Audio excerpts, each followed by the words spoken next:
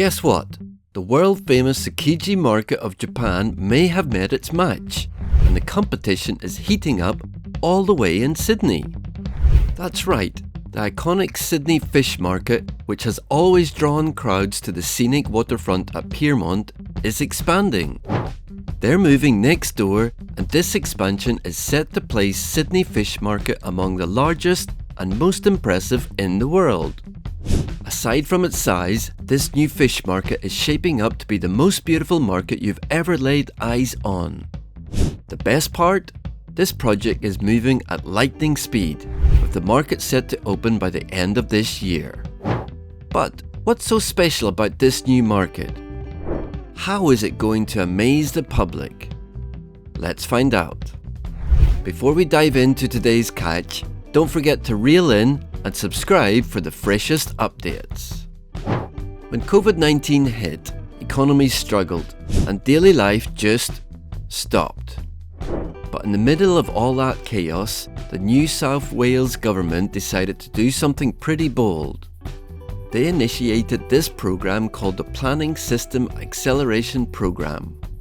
The aim was to pump life back into the economy with a focus on jobs and investments during the pandemic. One of the best things they did was invest $75.9 million into community projects up in northwest Sydney. Now, with all these projects on the table, one spot caught their attention: the Sydney Fish Market.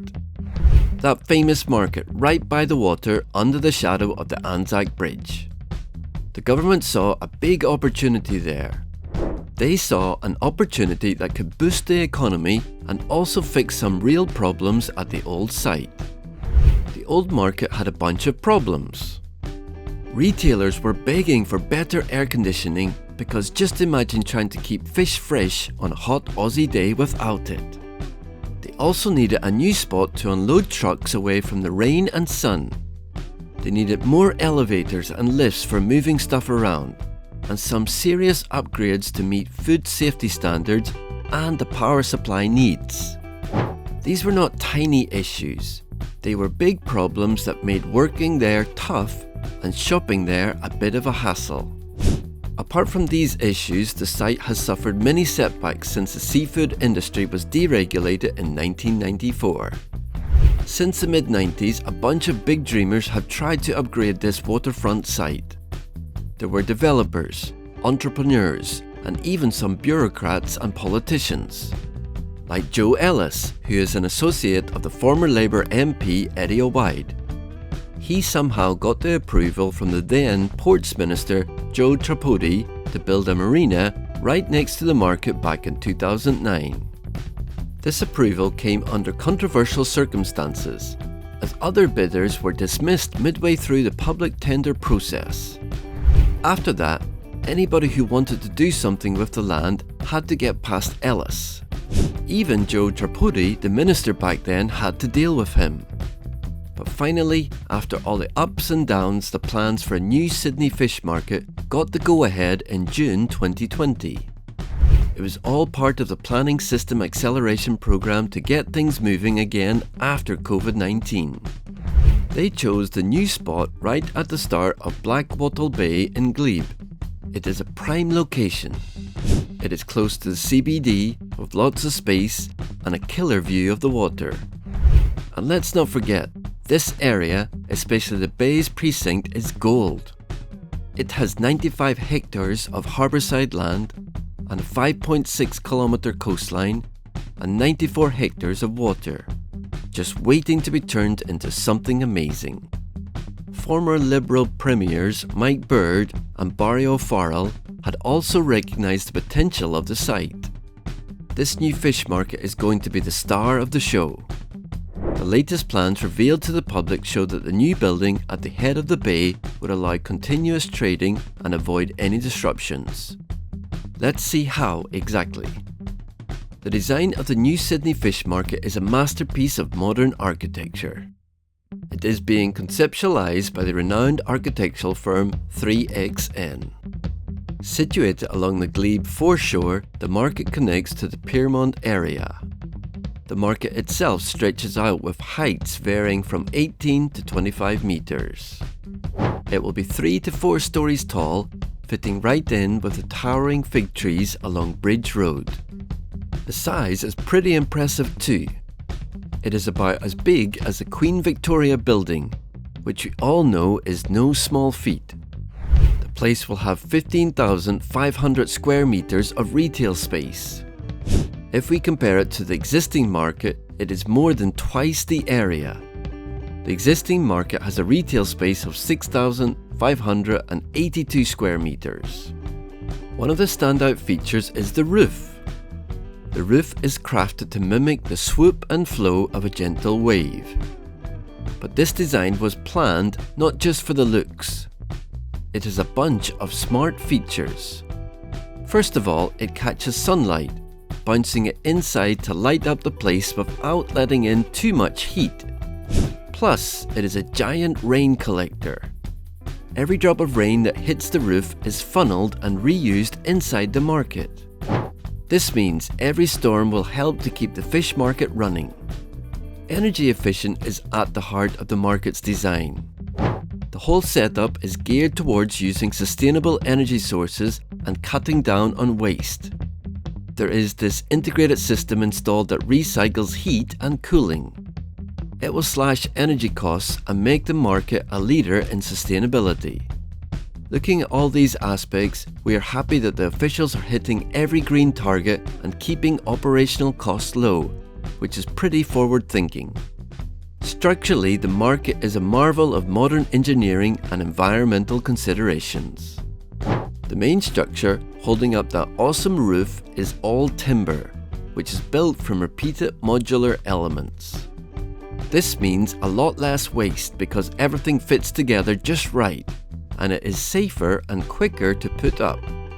You will be surprised to know that various roof geometries were explored before settling on the final design just to find the right one that does everything they need, like managing water and making the most of natural light.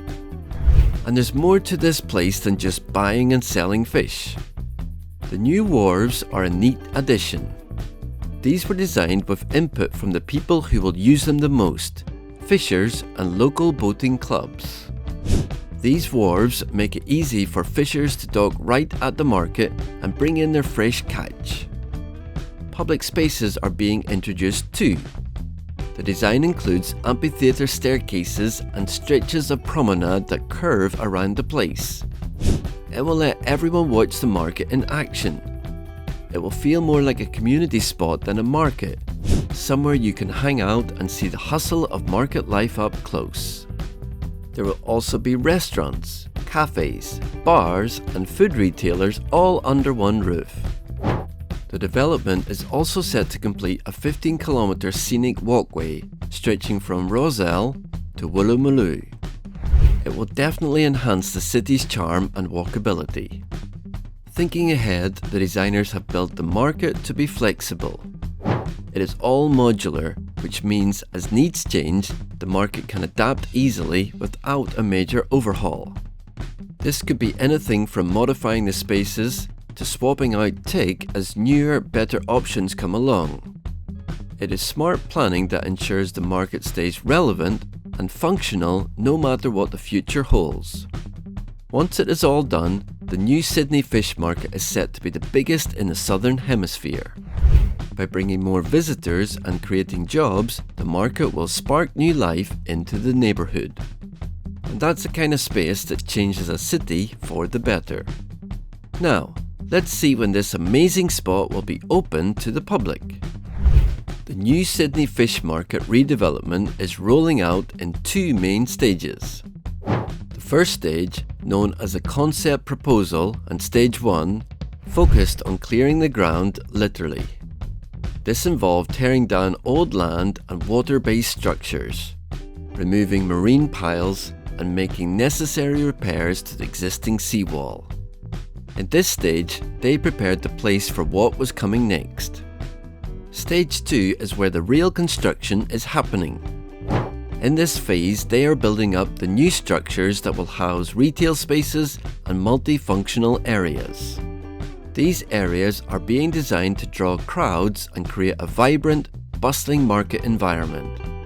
The aim is to wrap up the entire project by the year's end. The budget for this massive overhaul stands at $750 million. It is a big number, but the payoff promises to be even bigger. The project is expected to generate around 700 construction jobs and 725 ongoing positions once it is up and running. It will give a significant boost to the construction, tourism, hospitality and retail sectors. The new fish market will revitalise the bay's precinct and beautify Blackwattle Bay, making the harbour foreshore more accessible and enjoyable for everyone. So, with all these plans in motion, transforming the old fish market into a new, modern hub seems like a wise choice. Let's watch how it all unfolds. What are your thoughts on its construction and design? Share with us in the comments below. If you liked this video and learned something new today, make sure to subscribe to our channel for more. See you in the next one.